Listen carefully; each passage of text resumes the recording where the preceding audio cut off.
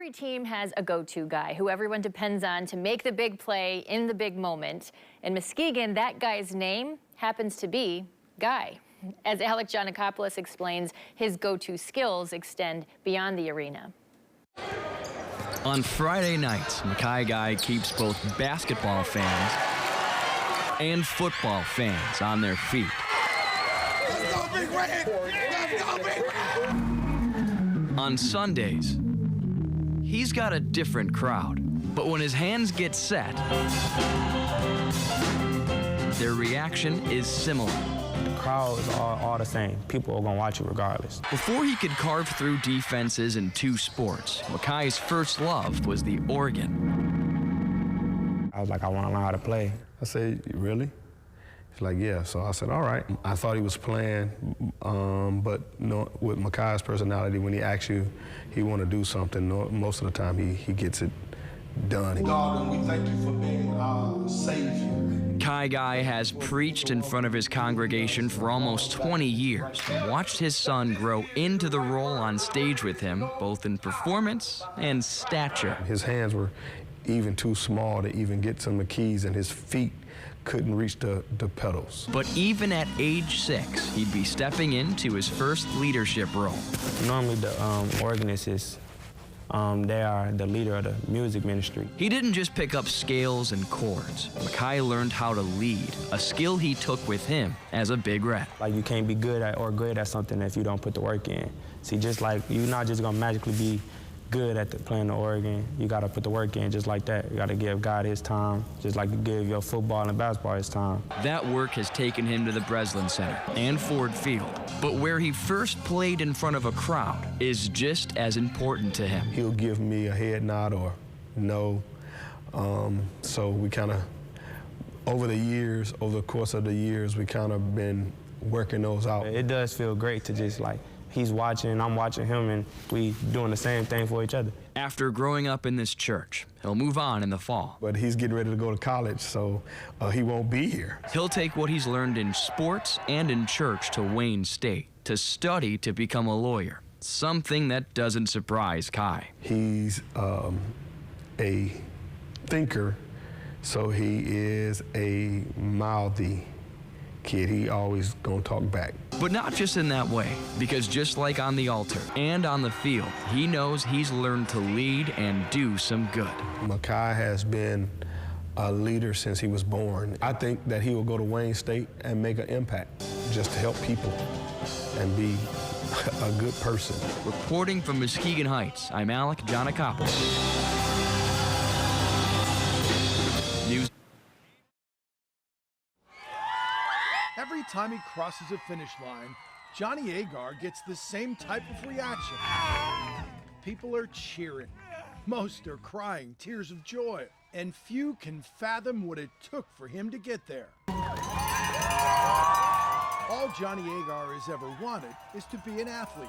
People wouldn't really associate with me being an athlete, but I'm happy to prove people wrong all the time. He was born with cerebral palsy, so his muscles have never been able to follow the orders from his brain, which makes it impossible for him to move with the grace of his favorite athletes. The athletes have taught me a lot in life, you know, as to how I need to go about pursuing my own challenges in life, and just the persistence that you need to have if you want to be successful or want to be more independent. In my case, that's what success is for me. After Johnny was born, doctors told his mother and father he would never walk or talk. But Jeff and Becky Agar never stopped believing, and they made the decision to challenge and encourage their son. Why did you guys push him so hard? Why was that so important? Yeah, you know, we just didn't want him to sell himself short. It was a struggle, but eventually Johnny could do both. Still, he yearned to be an athlete, so his father, who wasn't much of a runner. How much did you bike and swim before all this? So I did 0, yeah. Offered to push Johnny in his wheelchair through a 5-kilometer race. And then Johnny took it one step further. He said, I want to go beyond participating. I want to really feel like what it's like to be an athlete. So Johnny decided that since his dad was willing to put in the work to get him into the race, then he should push himself to get to the finish, walking the final mile. Jeff says before that, Johnny had barely walked 23 steps at one time. And I quickly calculated it's like 6,000 steps. And it would have been the typical thing to say, well, that's not going to happen. That's a long way to go, right? But my wife and I decided, yeah, we're going to encourage him and let's see what happens. What happened was the type of thing you see in the movies, step by grueling step, never giving up. And with a growing crowd cheering him on, Johnny made his way to the finish line.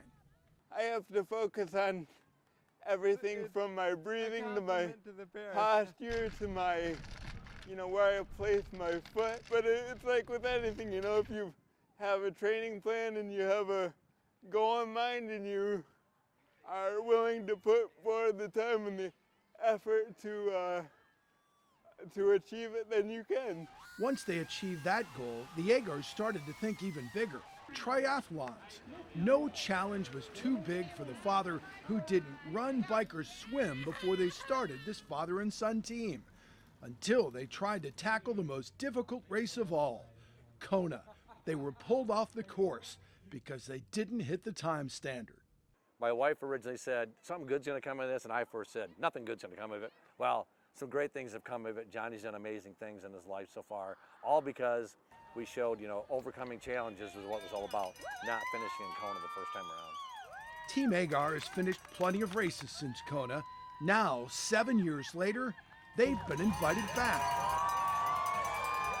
So Jeff wakes up every morning before work to swim and bike and train his body for this extremely tough race ahead. Opportunities come along. You can't be afraid of them. You're going to fail, and you might fail more than others, but it's just part of the process. And then we were offered an opportunity 7 years ago to do the Ironman in Kona. And so I'm sitting there going, how do I tell this kid now that I'm not willing to do this when I've been preaching it to him his whole life? You got to take on challenges. Jeff doesn't have to look far for motivation. Every time he hits a wall in training or in a race, he sees Johnny beaming and marvels at his astonishing resilience. But there's so many times your body's telling you you've had enough, you've got to stop. And seeing what Johnny goes through really helps you to push through. Jack Doles, News 8.